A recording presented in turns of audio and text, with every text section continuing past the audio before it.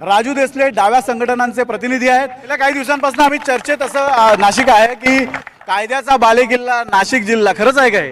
खरोखर कायद्याचा बालकिल्ला नाशिक करण्याची वेळ सीपी साहेबांना आली, कारण भाजपचे आजी माजी नगरसेवक जेलमध्ये पाठवावे लागले, अजून काहींचे नंबर लागणार आहेत।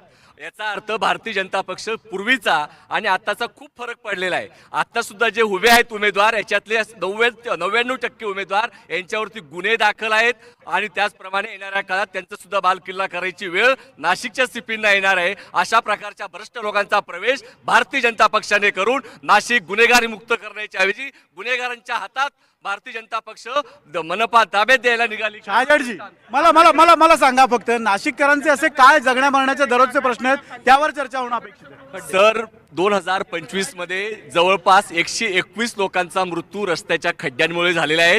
त्याचं उत्तर देण्याची जबाबदारी यांच्यावरती आहे, त्याचं ते बोलत नाहीत। नाशिक शहरामध्ये महाराष्ट्रात इतिहास केला, 2000 पेक्षा अधिक झाडं नाशिक शहरातले यांनी एसटीपीच्या नावानं इतर नावावरती तोडलेले आहेत आणि हे पर्यावरणाच्या विरोधात काम करतायत। त्याचप्रमाणे या नाशिक शहरामध्ये महानगरपालिकेच्या शाळा